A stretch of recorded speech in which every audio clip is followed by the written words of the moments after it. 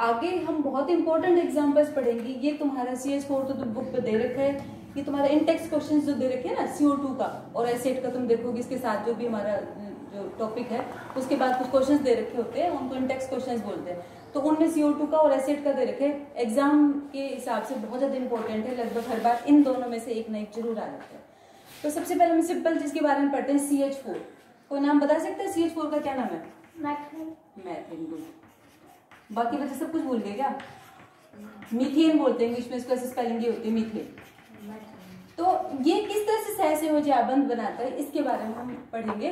को कार्बन का हमें पता है, बार बार हमने देखेंगे कार्बन का हमें पता चल गया इसके पास 4 इलेक्ट्रॉन है। आखिरी शेल की बात करते हैं, मतलब कंफ्यूज मत होना कि सोचोगे कि भी इसके पास तो हमने कार्बन में 2 और 4 बताए थे। इन 2 का हम बिल्कुल भी यूज नहीं करते आबंध बनाने में, सिर्फ आखिर वाले इलेक्ट्रॉन्स का ही यूज करते हैं।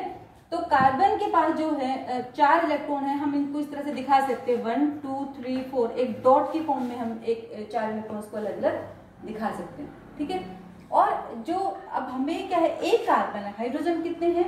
4, ठीक है। तो 4 हाइड्रोजन यहाँ लिखे थे, एक हाइड्रोजन ये, दूसरा ये, तीसरा ये और चौथा ये।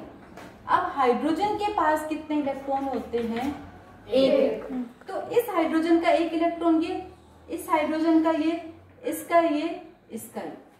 अब हम क्या देख रहे हैं कि कार्बन जिसके पास 4 इलेक्ट्रॉन थे, इसने जब हर 4 हाइड्रोजन एटम्स के साथ शेयरिंग कर ली तो इसके पास इलेक्ट्रॉन्स कितने होंगे टोटल मिलाकर देखोगे कितने हो रहे हैं? 8 ही में चाहिए था स्टेप पूरा करने के लिए। तो साझेदारी का फायदा हो गया कि अब, और हाइड्रोजन को कितने चाहिए थे? 2। तो अगर हम ध्यान से देखें तो 2 इसके हो गए, इसके 2 हो गए, ये भी 2 हो गए और ये भी 2 हो गए। इस तरह से कार्बन ने क्या किया, 4 हाइड्रोजन एटम्स के साथ, एटम्स को हिंदी में क्या बोलते हैं? परमाणु। पर एटम्स याद रखो कि जो कार्बन है इसने 4 सहसंयोजी आबंध बना लिए, ठीक है। 4 मतलब 4 दूसरे एटम्स के साथ इसने शेयरिंग कर ली। इससे इसको फायदा हो गया कि इसके 8 के 8 पूरे हो गए। क्योंकि अब 8 क्या, हम सोचिए 8 के 8 क्यों बनाते, वो और फालतू क्यों नहीं बनाते?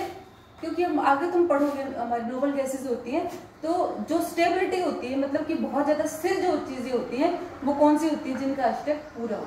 जिनके पास अष्टक से कम होते हैं, अष्टक से ज्यादा होते हैं, वो हमेशा अपने में से इलेक्ट्रॉन को निकाल कर या इलेक्ट्रॉन को लेकर अपना अष्टक पूरा करने की कोशिश करते हैं, ठीक है। तो हर एक में हम देखेंगे। जैसे एग्जाम्पल हमारे हो गया, सेकंड एग्जाम्पल हम पढ़ते हैं CO2 का, बहुत इंपॉर्टेंट है बच्चों। तो कार्बन है, कार्बन के पास हमने पढ़ लिया आखिरी शेल में कितने इलेक्ट्रॉन है? 4। तो इन 4 को मैं से दिखा सकते हैं 1 2 3 4। वो हम बाद में पढ़ेंगे कि हमने ऐसे क्यों लिखा। तो सोचो कि यहाँ तो हमने अलग अलग लिख दिया था एक एक को ऐसे, क्योंकि यहाँ पे 4 थे ना, 4 थे, इसने 4 को अलग अलग लिखा, 4 के साथ शेयरिंग कर दी थी, ठीक है। यहाँ पे अब कार्बन है जो उसके पास 2 ऑक्सीजन है, तो हमारे पास 2 इलेक्ट्रॉन को हमने यहाँ दिखा दिया, 2 को यहाँ दिखा दिया। ऑक्सीजन के पास जो इलेक्ट्रॉन है वो कितने हैं? 2 और 6। अब 6 इलेक्ट्रॉनों को हमने कैसे दिखाया? 2 को तो यहाँ दिखा देते, 4 और ये 6। दूसरा, अब ऑक्सीजन दूसरा भी तो है ना, एक ऑक्सीजन को बनाया भी हमने, दूसरा जो ऑक्सीजन है वो क्या करेगा? यहाँ पे 2 4 और ये 6।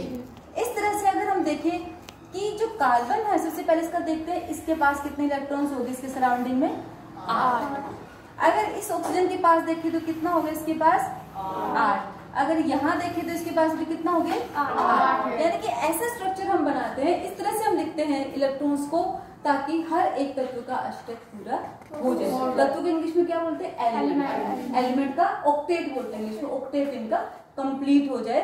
तो जो कार्बन था, आप देखो कितने पेयर्स हैं यहाँ पे? 2 पेयर हैं, एक पेयर में 2 चीजें होती है ना, तो 2 यहाँ पर है, ये 2, ठीक है।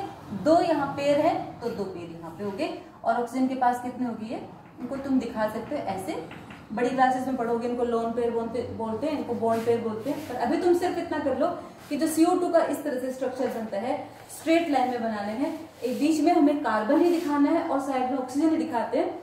लेकिन कई बच्चे क्या गलती कर देते हैं कि ऑक्सीजन बीच में दिखा देंगे, ऐसा पॉसिबल नहीं है। कि जो कार्बन है उसको सेंटर में ही दिखाना है और दोनों ऑक्सीजन इसके सराउंडिंग में दिखाने हैं, तभी हमारा अष्टक पूरा हो जाएगा और तभी हमारा जो मॉलिक्यूल बनेगा वो स्टेबल बनेगा, ठीक है। और उसके बाद जो लास्ट जो हमारा रह गया था अभी S8 कैसे बनता है? सल्फर है, सल्फर अभी ये चैप्टर तुम्हें थोड़ा पहले दे दिया, पहले वाला जो अगला जो चैप्टर 5वां सिलेबस के अकॉर्डिंग पहले वो होना चाहिए क्योंकि उसकी कुछ चीजें यहाँ पे यूज हो रही है। तो S8 है, ये 16th ग्रुप का एलिमेंट है तुम्हारा, जो हम टेबल पढ़ेंगे नेक्स्ट चैप्टर में। तो सल्फर की परमाणु संख्या होती है 2, 8 और 6, यानी कि कितने हो गए 16। परमाणु संख्या 16 होती है। पहले कक्ष में 2 इलेक्ट्रॉन होते हैं, उससे अगले में 8 होते हैं, उससे अगले में 6 होते हैं। थोड़ी थोड़ी याद आ रही होंगी तुम्हें कैसे हमने पढ़ा था, क्योंकि पढ़ाई एक ऐसी चीज है जिसको हम नहीं पढ़ते तो हम भूल ही जाते हैं। कोई भी हो चाहे, मैं भी अगर नहीं पढ़ाऊंगी तो मैं भी भूल जाऊंगी, तो टच में रहना जरूरी होता है चीजों के। तो सल्फर जो भी है, मतलब इसमें 2 है, उससे अगले में 8 है, उससे अगले में 6। अब ये बताओ कि सल्फर को पॉजिटिव इसलिए दिखा रखा है कि यहाँ पे प्रोटॉन्स होते हैं, प्रोटॉन्स के पास पॉजिटिव चार्ज होते हैं। सेंटर में प्रोटॉन्स है, 16 प्रोटॉन होते हैं, 16 ही इसके बाहर इलेक्ट्रॉन्स होते हैं। प्रोटॉन्स के ऊपर पॉजिटिव चार्ज होता है और इलेक्ट्रॉन्स के पास नेगेटिव चार्ज होता है। इसलिए जो तत्व है हमारा एलिमेंट है वो उदासीन होता है, न्यूट्रल होता है। जितना पॉजिटिव चार्ज होता है उतना ही नेगेटिव चार्ज भी होगा। तो जो सल्फर है उसको कितने इलेक्ट्रॉन की जरूरत है उसका अष्टक पूरा करने के लिए? बोलो 2। तो जो सल्फर है 1, 2, 3, 4, 5, 6, 7, 8 इस तरह से हम लिखते हैं, क्योंकि असल में क्या है, जो सल्फर है वो S8 की फॉर्म में मिलता है। जैसे ऑक्सीजन हमने पढ़ा था O2 की फॉर्म में मिलता है, नाइट्रोजन N2 की फॉर्म में मिलता है, हाइड्रोजन H2 की फॉर्म में CH4 मिलता है। वैसे ही जो सल्फर है ऑक्टा एटॉमिक, ऑक्टा मतलब 8 इसके एटम्स कंबाइन करके पूरा ये मॉलिक्यूल बनता है, यानी 8 परमाणु मिलके एक ये अणु है अकेला। ठीक है, तो हमें सिर्फ इनको यूज करना है, 6 इलेक्ट्रॉन्स को यूज करना है। अब तुम्हें क्या करना है, 6 इलेक्ट्रॉनों को, हर एक सल्फर के पास 6 इलेक्ट्रॉन दिखाने पड़ेंगे हर सल्फर के, और उसके बाद देखना पड़ेगा इनका अष्टक। तो इसके लिए आसान तरीका तुम्हें बता देती हूँ कैसे करना है कि जो भी सल्फर है उसका 1 इलेक्ट्रॉन यहाँ, दूसरा ये, ठीक है, और 2 ऊपर और 2 नीचे, ऐसे बनाओगे तो तुम्हारा इजीली हो जाएगा। बताऊंगी क्यों लिखा है मैंने ऐसा। तो इस सल्फर के पास भी क्या किया, आसपास तो ये 2, 2, 4, एक इस तरफ और एक इसके साथ, ठीक है। ऐसे इस सल्फर के पास भी 2 यहाँ, 2 यहाँ, मतलब इन दोनों के बीच में जो दिखाना है ना, वहां यहाँ एक दिखाना है, यहाँ भी एक दिखाना है, यहाँ पर भी 2, 4, एक इधर और एक इधर। सल्फर के पास ऊपर नीचे ये 4 हो गए, 5 और ये छठा इसके बीच में, ऐसे यहाँ पे 4, 5वां इधर, छठा इधर, ऐसे यहाँ पे 4 हो गए, 5 और ये 6, यहाँ पे भी 2, 4, 5 और ये 6 हो गए, ठीक है। इसको हम यहाँ इसके बीच में दिखा देते हैं ऐसे। अब हम ऐसे लिखने का फायदा क्या हो, 6 तो इसके सराउंडिंग में हमने दिखाई रखे, 2, 4 और 6 तो है ही, ठीक है। एक यहाँ से शेयरिंग होगी, मतलब एक इसका भी इसके साथ आ गया और एक इसका, मतलब इसके पास हो गया 8 पूरे। अगर हम अब इसका भी देखें, इसको थोड़ा सा हमने और इधर दिखाना चाहिए था, ये थोड़ा इधर करके दिखा दिया। अब इस सल्फर की बात करते हैं, 2, 4 और 2, 6 और 2, 8, मतलब कि जो गोला खींचेंगे उसके अंदर 8 इलेक्ट्रॉन होने चाहिए।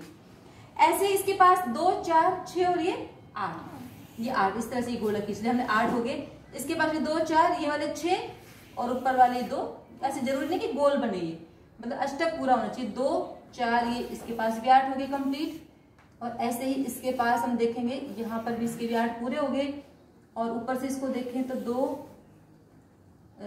4, 6 और इसको थोड़ा ऊपर दिखा दो ताकि दोनों के बीच में आज 8 हो गए। इसको भी तुम दिखाओगे, तुम एक बार खुद बना के देखोगे ना तभी लगेगा। और इस तरह से ये S8 मॉलिक्यूल हमारा बन जाता है। मुश्किल बिल्कुल भी नहीं है मंदिर, बना के लेके आना है। जो बच्चे आएंगे उनकी अच्छी बात है, नोटबुक में यही चेक कर लेंगे, स्कूल में आके चेक हो जाएगी तुम्हारी नोटबुक, सारा काम हो जाएगा जिनको कोई प्रॉब्लम है मतलब। तो इस तरह से बच्चों ये 8 हमारा 8 जो है हमारे परमाणु थे, उनसे मिलके एक अणु बना है। और इस तरह से हम देखेंगे सल्फर के बीच में जो बॉन्ड बने ना, अगर हमें देखें तो जो सल्फर हमने जितने भी बनाए थे उनके बीच में हम देखेंगे तो सिंगल बॉन्ड बना है, सिंगल बॉन्ड बनेंगे सारे, और 2 इलेक्ट्रॉन्स इधर ऊपर नीचे रह जाएंगे। टोटल मिला के मतलब 8 इलेक्ट्रॉन्स कंप्लीट हो जाने चाहिए।